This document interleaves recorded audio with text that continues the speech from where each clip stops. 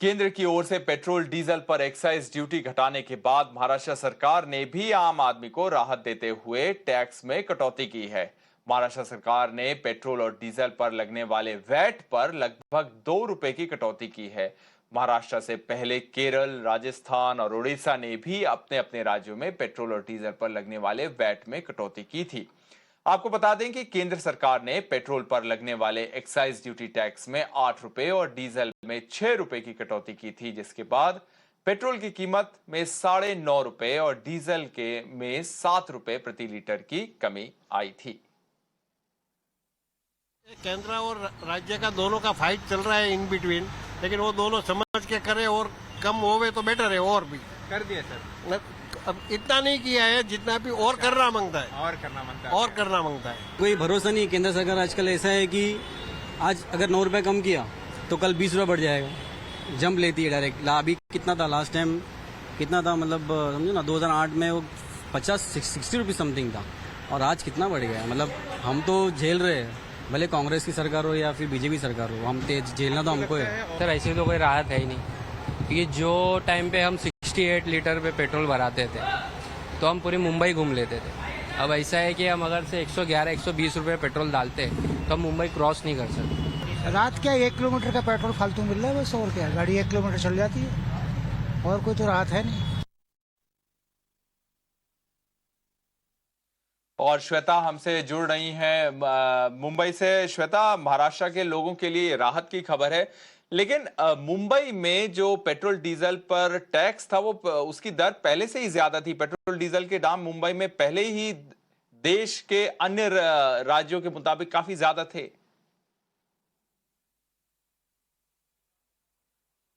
जी बिल्कुल रोहित, देखिए जिस तरीके से राज्य सरकार की तरफ से वीएटी कम कर दिया गया है, यानी वैल्यू एडेड टैक्स कम कर दिया गया है। हालांकि केवल 2 रुपए 8 पैसे कम किए गए हैं, लेकिन परसों हमने देखा था बड़ी घोषणा आई थी केंद्र सरकार की तरफ से, जहां एक्साइज ड्यूटी 8 रुपए प्रति लीटर पेट्रोल पर कम किया गया था और 6 रुपए डीजल पर कम किया गया था। इसके बाद थोड़ी बहुत राहत तो जरूर देखने को मिली है। यहाँ पर आप देख सकते हैं किस तरीके से पेट्रोल पंप पे अब यहाँ पर लोगों का तांता लगा हुआ है, और साथ में इनसे जब हमने बात करके जाना तो थोड़ी बहुत राहत मिली है। ऐसा नहीं है कि काफी खुशी की लहर दौड़ी हो, उमंग तो नहीं नजर आ रहा है, लेकिन जी हाँ, कहीं ना कहीं 9 रुपए की गिरावट भी एक आम आदमी के लिए काफी साबित होती है। यहाँ पे हम कुछ लोगों से बात करेंगे। सर, पेट्रोल और डीजल में थोड़ी कमी आई है, राहत मिली है? मेरे को पता ही नहीं, मैं अभी पहली बार भरा रहा हूँ, मतलब मैं ऑफिस में तो जी कोई बात नहीं। यहाँ पर देखिए, दरअसल कई लोग ऐसे भी हैं जहाँ पर उन्हें अंदाजा है नहीं इस वक्त की पेट्रोल और डीजल में कितनी गिरावट हुई है। सर, अभी पेट्रोल भराया है आपने, पेट्रोल और डीजल में थोड़ी गिरावट हुई है दामों में, थोड़ी बहुत राहत है आपको? थोड़ी बहुत राहत है। हालांकि देखिए, चूंकि ये सोमवार है, क्या कह रहे हैं आप? मैडम, पहले भाव बढ़ाते फिर गिराते, फिर उसका मतलब क्या मैडम? हम लोग भी डिलीवरी लाइन में काम करते हैं, हमें भी पेट्रोल के दाम पहले कितने कम थे और अभी कितने ज्यादा बढ़ गए, तो हमें भी फायदा नहीं हो रहा है मैडम। ये सरकार की राहत नहीं नजर आ रही है? नहीं, पहले बढ़ाते फिर कम करते, क्या मतलब है इसका? एक ही फिर पहले कम करो ना, फिर नहीं तो।